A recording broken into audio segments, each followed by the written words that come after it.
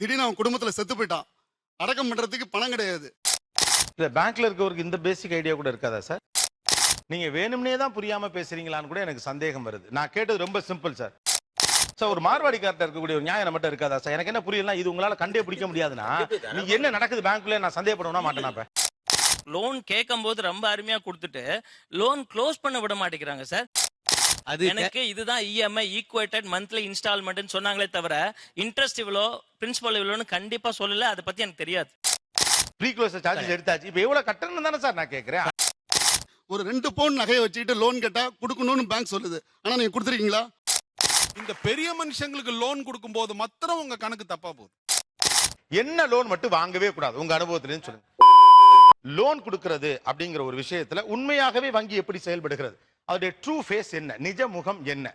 அப்படி பாரு, super scenery. பணக்காரங்களுக்கு எல்லாம் கொடுப்பாங்க, அவன் எவ்வளவு வேணாலும் வாங்குவாங்க, ஏமாத்திட்டு கூட போவாங்க. ஆனா ஒரு சாதாரண ஏழை விவசாயியை டிராக்டரை போடுவாங்க. எங்க மக்கள் பாவம் சார். நேரா சொல்லணும் அப்படின்னா விஜய் மல்லையாக்கு 9,000 கோடி ரூபாய் கடனை கொடுத்துட்டு பேசாம உட்கார்ந்துருப்பாங்க. என்ன கொடுமை சரவணன். ஜீவாதாரத்துக்காக ஒருத்தன் ஏதோ ஒரு டிராக்டர் ஒண்ணு வாங்கி கஷ்டப்பட்டு செஞ்சுக்கிட்டு இருக்கிறாப்ல, அவனை அடிச்சு ஒரு டிராக்டர் பிடிங்கிட்டு போறான். அது வீடியோ வரைக்கும் இன்னைக்கு வந்து பயங்கரமாக பேசப்படுது. கரெக்டா சொன்னீங்க. எங்க பாயிண்ட் ஆஃப் வியூல இருந்து பார்க்கல எங்களுக்கு அது அநியாயமா படும். உங்க பாயிண்ட் ஆஃப் வியூல அது எப்படின்னு கேக்குறேன். எங்களுக்கும் கஷ்டமா தான் இருக்கும் அதை கேட்கும் போது. உண்மை அதுதான், கஷ்டமா தான் இருந்தது. ரொம்ப அழுதுருக்காங்க பாவம்.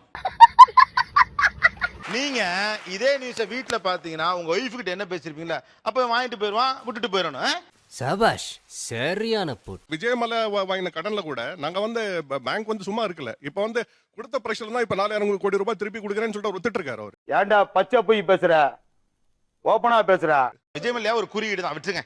ஒரு பிசினஸ் மேன், ஓகே, அவரும் ஒரு சாதாரண விவசாயியும் ஒண்ணுதானா லோன் விஷயத்துல கேக்குறேன், அவ்வளவுதான். சொல்லு, நீ தான் தைரியமான ஆளத்தை சொல்லு. கடல்ல திமிங்கலமும் இருக்கு, வஞ்சர மீனும் இருக்கு. இருக்கட்டும், நக்கல்யா அவனுக்கு. ரெண்டும் கடல் வாழ் உயிரினம் தான். வஞ்சர மீனை ஈஸியா பிடிச்சிடலாம், திமிங்கலத்தை பிடிக்கிறது வந்து கஷ்டம். அதுதான் பேங்க்லயும் இன்னைக்கு நடக்குது. உச்சாம்பாடுறா ஒரு புது பாயிண்ட். ஒரு ஏழை விவசாயி, அவனுக்கு விளைபொருளுக்கு இது இல்ல, ஒரு விவசாயி அவன் நினைத்த விளைபொருள் பேங்க் பக்கம் பார்க்கணும்லங்க. அப்ப அது முதல்ல இருந்து அதை சொல்ல வேண்டியதானே. உன் மேட்டர்ல டோட்டலா பவர் கிட்ட இருக்க. எதுக்கு இவ்வளவு தூரம் என்னை கூட்டியாந்தீங்க?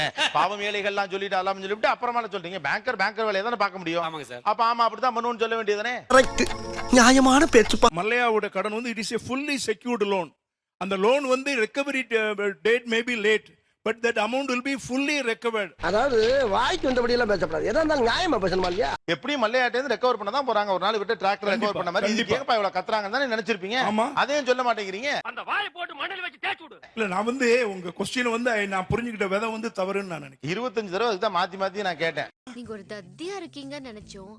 இங்க கார்ப்பரேட் செக்மெண்ட்டை பத்தி தான் அதிகமான குற்றச்சாட்டு இருக்கு. எல்லாரும் ஒரு தனி மனிதனை மையப்படுத்தியே வந்து ஒரு குற்றச்சாட்டை வைக்கிறாங்க. இப்ப என்ன விஜய் மல்லையான்னு சொன்னா விஜய் மல்லையாக்கு மட்டும் லோன் கொடுக்கல, விஜய் மல்லையாக்கு பின்னாடி ஒரு எம்பையர் இருக்கு. அதாவது 1000 credit proposal, 2 credit proposal, 3 credit proposal தப்பா போகத்தான் செய்யும். இந்த தெளிவு உங்களை எங்கேயோ கொண்டு போகுது. 1000 கோடி 2000 கோடின்னு போற லோன் அக்கவுண்ட்ல மாத்திரம் ஏன் தப்பா கிரெடிட் அசஸ் பண்றீங்க? இந்த பெரிய மனுஷங்களுக்கு லோன் கொடுக்கும் போது மாத்திரம் உங்க கணக்கு தப்பா போகுது. ஏன்டா இந்த மாதிரி அநியாயம் பண்றீங்க?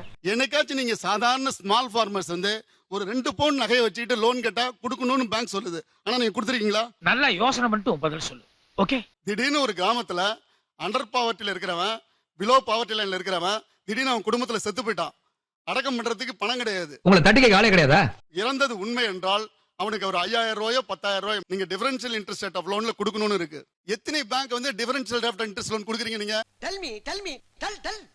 ஒரு ரூரல் பிரான்ச்ல வந்து வெளியில வந்து சட்டை போடாம எல்லாரும் உட்காந்துருக்காங்க சார். உள்ளார போய் என்ன சார் எல்லாரும் சட்டை போட்டதுனா வெளியில சட்டை போடாம இருக்கான்னு கேட்டும்போது வேர்வை நாத்தத்துக்காக அவங்க வெளியில அனுப்பி வெளியில உட்கார வச்சிருக்காங்க சார். ஐயோ ஐயோ, அட தற்கூரி நாயங்களா. சாதாரண விவசாயிகளையும் சாதாரண அத்துக்கூலிகளையும் ரொம்ப அதிகமா டார்ச்சர் பண்றதையும் it becomes order of the day. அப்படி கேளுங்க, அறிவு வரட்டும். ஒரு ஏழை விவசாயின்றாங்க. டிராக்டர் வச்சிருக்கவங்க கூடுமான வரைக்கும் 5 ல இருந்து 10 ஏக்கர் வச்சிருக்கவங்களுக்கு தான் டிராக்டரே தருவாங்க. கரெக்டா சொன்னீங்க. அவர் எவ்வளவு நிலம் வச்சிருக்காரு, அவர் என்ன பயிர் பண்ணிருக்காரு, அந்த பயிர்ல அவரோட வருமானம் என்ன, எதையுமே தெரியாம விவசாயிய வந்து இது பண்ணிட்டாங்க, சீஸ் பண்ணிட்டாங்கன்ற ஒரே காரணத்துக்காக ஏழை விவசாயின்னு எப்படி அடைமொழி வந்தது? டேய் கேக்குறான்ல சொல்றா.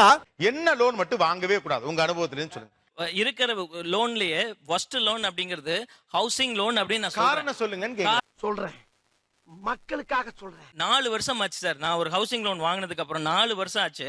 4 வருஷம் கழிச்சு நான் போய் ஒரு ஸ்டேட்மெண்ட் கேட்டா என்னடா கேட்ட?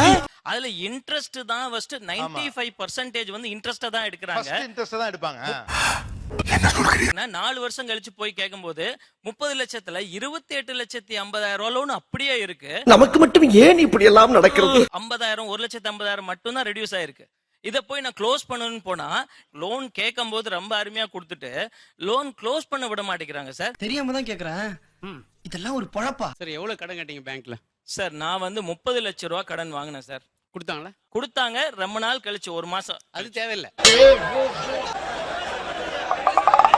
கடன் வந்து எவ்வளவு மாசம் கட்டுவீங்க அப்படின்னு உங்களோட தரம் கேட்டிருப்பாங்க. உங்களோட மாத மாசம் வருமானம் நான் என்னோட கட்ட முடியற அமௌண்ட் வந்து 28,000 ரூபாய். சமூகம் பெரிய இடம் போல் இருக்கு.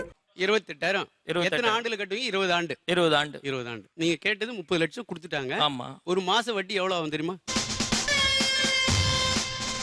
அது எனக்கு இதுதான் இஎம்ஐ ஈக்குவேட்டட் மந்த்லி இன்ஸ்டால்மெண்ட்னு சொன்னாங்களே தவிர இன்ட்ரெஸ்ட் இவ்வளோ பிரின்சிபல் இவ்வளோன்னு கண்டிப்பா சொல்லல. அதை பத்தி எனக்கு தெரியாது. ஏன் நீங்க கேட்டு கேவாங்கல்ல? எனக்கு வர்ற ஆத்திரத்துக்கு அவனை கொலை பண்ண போ. சார் எனக்கு கடன் கிடைச்சு வீடை வாங்கணும்னு நினைப்பேனா இப்ப வந்து எனக்கு இன்ட்ரெஸ்ட் தான் முதல்ல பிடிப்பாங்க. இன்னொரு விஷயம் கிளியரா கேட்டாங்க. எனக்கு ப்ராசஸிங் ஃபீ இவ்வளவு வேணும், எனக்கு வந்து அட்வொகேட் இவ்வளவு ஃபீஸ் வாங்கிட்டு அதெல்லாம் வாங்குனாங்க. வாங்கிட்ட பிறகு அதை பத்தி பேச வேண்டாம். என் சர்வீஸ்ல இந்த மாதிரி ஒரு கேவலமான ஜென்மத்தை நான் பார்த்ததே இல்ல சார். மாத வட்டி வந்து பாத்தீங்கன்னா 30 லட்சத்துக்கு 1 ரூபாய் வட்டி போட்டாவே சார் எவ்வளவு சார் ஆகும்? 30,000 ஆகும். உங்களுக்கே வந்து அசல்ல குறையாது. 1000 பேரை பார்த்திருக்கிறேன். ஆனா உன்ன மாதிரி ஒரு டுபா கூட நான் பார்த்ததே இல்ல. நல்லா புரிஞ்சுங்க. நீங்க கட்டுறது 26,000 தான். எப்படி அசல்ல குறையும்? ஏன் நீங்க 2வது மாசம் போய் கேட்க கூடாது? இல்ல சார் அந்த டைம்ல தான் சார் நான் வீடு கட்டி முடிக்கிறேன். ஆஹா. சார் நார்மல் மேன் அப்படிதான் சார் இருப்பாரு. இப்போ உங்களுக்கு தெரிஞ்ச விஷயம் எல்லாமே எல்லாருக்கும் தெரியணுங்கிற அவசியம்லாம் கிடையாது. இதுக்காக நாங்க பேங்க் எக்ஸாம் எழுதிட்டு அவங்கள்ட்ட லோன் வாங்க முடியும்? நீ கேட்ட ஒவ்வொரு கேள்வி என்ன செருப்பால் அடிச்ச மாதிரி இருக்குடா. அப்படி சொல்ல வரல சார். நீங்க சொல்றது புரியுது. அவருக்கு எப்படி குறையும் அப்ப கணக்கு சொல்லுங்க. ஏன்னா புரிதல் இல்லாம தானே அவர் கேட்கறதா நீங்க நினைக்கிறீங்க. பயப்பிடிச்சிட்டான். எல்லாம் டெக்னாலஜி. நான் 30 லட்சம் ரூபா லோன் வாங்கியிருக்கேங்க. மாசம் 30,000 மணிக்கு நான் பணம் கட்டியிருக்கேன். 5 வருஷம் கட்டிட்டேன். இப்போ எங்க கையில காசு வந்துருச்சு. நான் ப்ரீ க்ளோஸ் பண்ணணும். எவ்வளவு பணம் கேட்பீங்க? சரியான போட்டி. நான் பிரேக் தர்றேன் சார் உங்களுக்கு. நான் பேப்பர் பேனெல்லாம் தரேன். ஏன்னா கடைசியில ஒரு வாய் கணக்கு சொல்லி ஒண்ணுமே புரியாம போயிடக்கூடாது. கரெக்ட். அவங்களுக்கு அந்த கணக்கு புரியணுங்கிறதுக்காக நாங்க ட்ரை பண்றோம். ரைட்டா? உங்களுக்குலாம் எப்படி அஜெண்டா இருக்கோ அது மாதிரி எனக்கும் அஜெண்டா இருக்குல்ல. அதை நாங்க பப்ளிக்ட்ட கொண்டு போய் சேர்க்கணும்ல. எதுன்னு பொழுதுபோக்கா பேசிட்டு இருக்க நம்ம. 30 lakhs வாங்கிருக்கீங்க. டோட்டலா 18 lakhs நீங்க பே பண்ணிருக்கீங்க. So 12 lakhs plus the interest, whatever with the interest applied. நான் ரொம்ப தெளிவா கேட்டேன். பப்ளிக்கு புரியுற மாதிரின்னு. இவனுக்கு உண்மையிலே அறிவில்லையா இல்ல அறிவில்லாதவ மாதிரி நடிக்கிறானே தெரியல. என்னாச்சு? நீங்க வேணும்னே தான் புரியாம பேசுறீங்களான்னு கூட எனக்கு சந்தேகம் வருது. நான் கேட்டது ரொம்ப சிம்பிள் சார். இங்க இருக்கக்கூடிய சாமானியர்களுக்காக தானே பேங்க் நடக்குது. இல்லைன்னா விட்டுருங்க. அவனை மாட்டாடா என் பம்பர கட்ட மண்டையா. சார் அது டிமினிஷிங் பேலன்ஸ்ல இப்போ கால்குலேட் பண்ண டைம் ஆகும் சார் உங்களுக்கு. அதுக்கு தான் சார் ஒரு கேப் கொடுத்து சார் உங்களுக்கு சார் பேசணும். இது வந்து it's difficult to calculate it within 2 or 3 minutes. ஓ நீ அப்படி வரியா? ஆச்சரியமா இருக்கு. பாலிசி போடுறேன்னு வச்சுக்கோங்களேன். வரிசையா கோடா போட்டு முதல் வருஷம் இவ்வளவு வரும், 2வது வருஷம் இவ்வளவு வரும், 3வது வருஷம் இவ்வளவு வரும்லாம் சொல்லிடுறீங்க. அதேதான். ரஃபாவாவது சொல்லுங்க சார் எவ்வளவு ஆகும்னு. இல்ல பேங்க்ல இருக்கவருக்கு இந்த பேசிக் ஐடியா கூட இருக்காதா சார்? இது ஒரு நல்ல கேள்வி. நேஷனலைஸ் பேங்க் வந்து ப்ரீ க்ளோஷர் சார்ஜஸ் எதுவும் வாங்குறது இல்லைங்க சார். அதான் சார் எவ்வளவு கட்டணும்னு கேக்குறேன் சார். அட கன்றாவிய எப்படி இந்த மனுஷன் எப்படி ஆயிட்டாரு பாத்தியா? இதுல ஏன் சார் இவ்வளவு ஹைட் பண்ணணும்? டிரான்ஸ்பரண்டா இருக்கலாமே சார். ரஃபா சொல்லிட முடியாதா சார் இத? ஏன்னா இந்த கால்குலேஷனுக்கு உங்ககிட்ட ஒரு டேபே இருக்கும்னு நான் நம்புறேன்.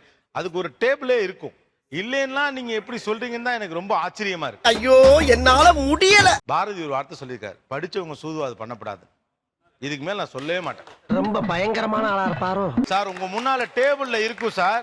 எங்க கிட்ட குடுக்குறீங்க சார். மாசம் இவ்வளவு கட்டுவேன்னு.